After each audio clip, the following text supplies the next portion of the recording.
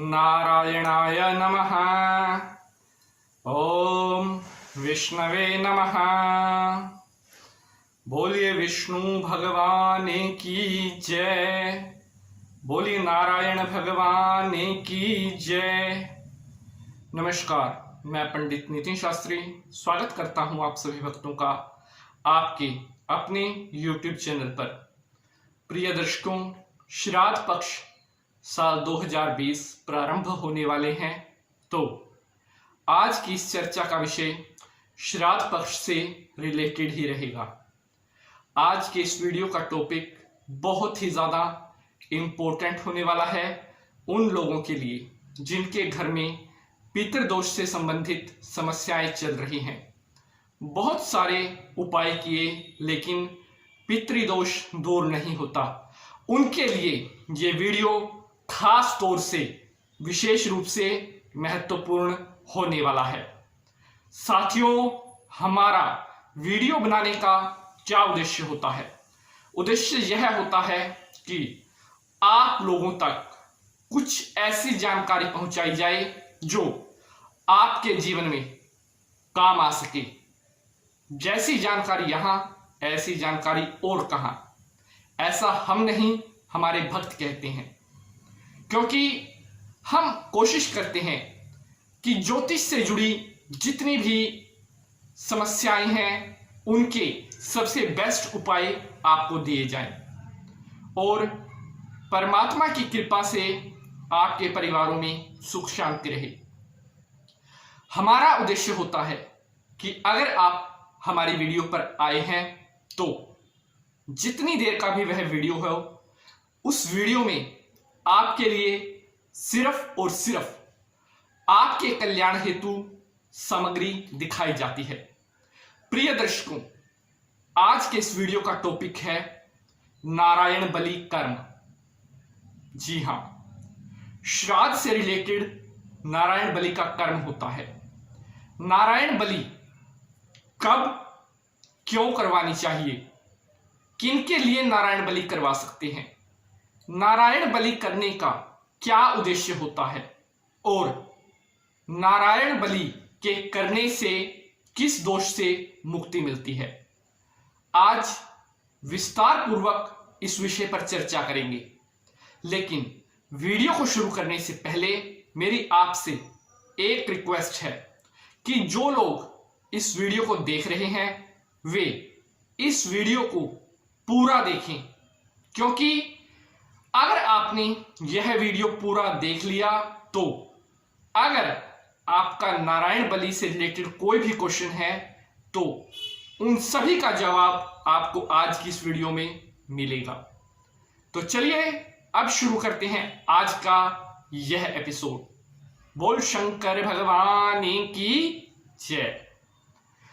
प्रिय दर्शकों, नारायण बलि कर्म, नारायण बलि कर्म विशेष रूप से पितरों के लिए किया जाता है। नारायण बलि का कर्म पितरों के लिए किया जाता है। इसके करने से चाहे आपका कोई भी पितर हो, उसकी सदगति अवश्य होती है। साथियों, कई बार देखा जाता है कि सड़क दुर्घटना में, अकाल मृत्यु में या किसी बीमारी से किसी की मृत्यु हो जाती है। मान लीजिए किसी की उम्र 42 साल है, 45 साल है और उसको कैंसर है और उसकी मौत हो जाती है। आप यही कहेंगे कि अमुक व्यक्ति को कैंसर था इसलिए उसकी मृत्यु हुई है।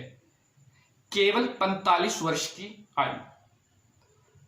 क्या उसकी आयु पूर्ण हो चुकी थी? जी नहीं, उसकी आयु अभी पूर्ण नहीं हुई थी।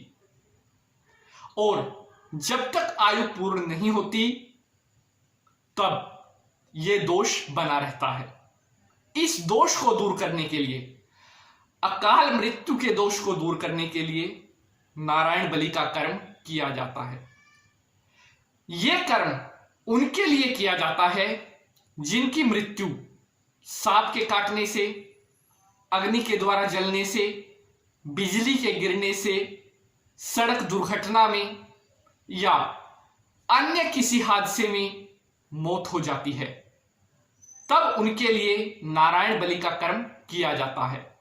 क्योंकि शास्त्रों के अनुसार अपजनित मृत्यु, जो आयु पूर्ण होने से पहले मृत्यु हो जाए, उसको अकाल मृत्यु कहते हैं। और अकाल मृत्यु का चाहे बड़े से बड़ा दोष क्यों ना हो, अगर उसके लिए नारायण बलि का कर्म हो जाए तब उसका वह दोष समाप्त हो जाता है और फिर जिसकी अकाल मृत्यु हुई है उसकी सदगति अवश्य होती है।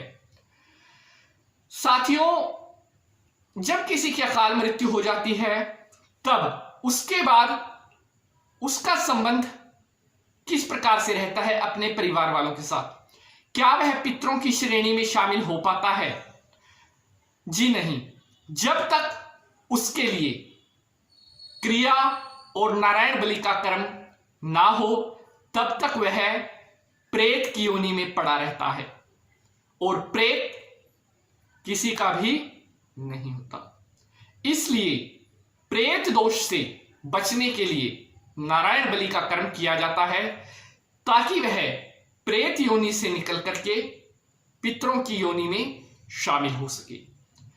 नारायण बलि का कर्म श्राद्ध पक्ष में करवाएं, सबसे ज्यादा उत्तम रहता है।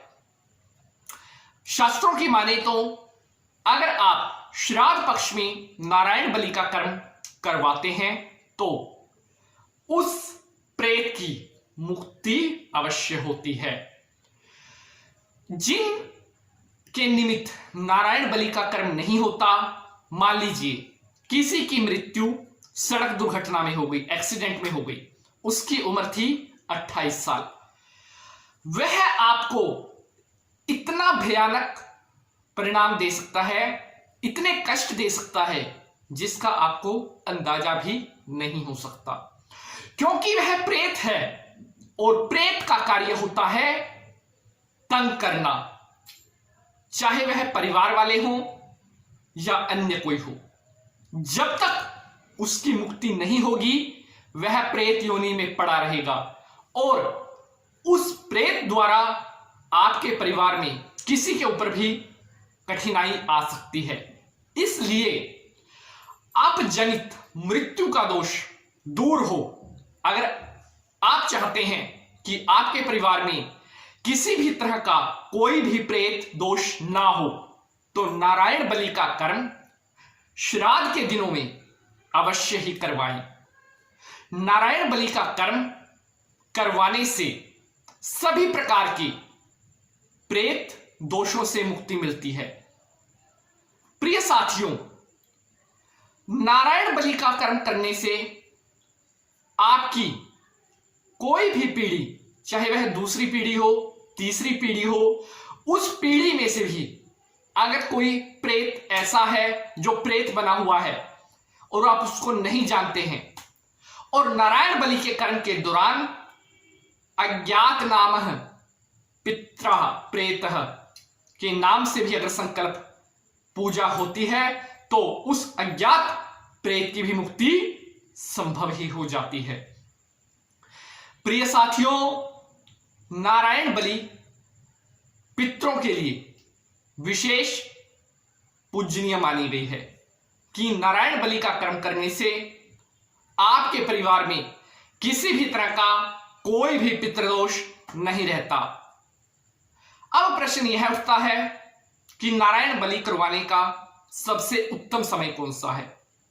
श्राद्ध पक्ष का तो मैंने आपको बता दिया कि श्राद्ध के दिनों में अगर आप नारायण बलि करवाएं तो इससे उत्तम कुछ भी नहीं है। श्राद्ध के अलावा साल में और कब नारायण बलि करवा सकते हैं? प्रिय साथियों, मल मास को छोड़कर और पोह के महीने को छोड़कर इनके अलावा आप नारायण बलि का कर्म साल में जब कृष्ण पक्ष लगा हो उस समय कभी भी करवा सकते हैं।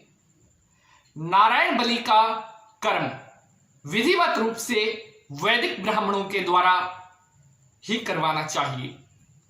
प्रिय दर्शकों, अगर आप हमारे द्वारा नारायण बलि का कर्म करवाना चाहते हैं तो डिस्क्रिप्शन में हमारा मोबाइल नंबर दिया हुआ है या फिर ईमेल आईडी पर भी आप हमसे संपर्क कर सकते हैं और नारायण बलि पूजा के लिए समय हमसे ले सकते हैं। प्रिय साथियों, नारायण बलि की पूजा से रिलेटेड जो भी जानकारी होगी हम आपको बता देंगे। आशा करते हैं आज के इस एपिसोड में दी गई जानकारी आप सभी को पसंद आई होगी। अगर फिर भी नारायण बलि से रिलेटेड आपका किसी भी तरह का कोई ऐसा प्रश्न है जिसको आप जानना चाहते हैं, पितरों से रिलेटेड कोई ऐसा प्रश्न है जिसकी आपके मन में जिज्ञासा है, पितृदोष से रिलेटेड या अन्य किसी भी तरह का कोई प्रश्न आपका है तो उसे पूछने के लिए आप कमेंट बॉक्स में अपना प्रश्न छोड़ सकते हैं। पितृदोष से मुक्ति पाने के लिए श्राद्ध के दिनों में नारायण बलि के साथ साथ ब्राह्मण भोजन का भी विशेष महत्व है। जो आपके पूर्वजों की तिथि है उस तिथि को ब्राह्मण को बुला करके उनके द्वारा संकल्प करवाने के पश्चात ब्राह्मण को भोजन करवाने के पश्चात उसको फल सहित दक्षिणा दें। ऐसा करने से भी पितृदेवता प्रसन्न होते हैं। प्रिय साथियों, आज के एपिसोड में बस इतना ही। अगले एपिसोड में मुलाकात होगी किसी नए विषय के साथ। तब तक के लिए मैं पंडित नितिन शास्त्री आप सभी भक्तों से आज्ञा लेता हूं। जय माता की। ओम नारायणाय नमः।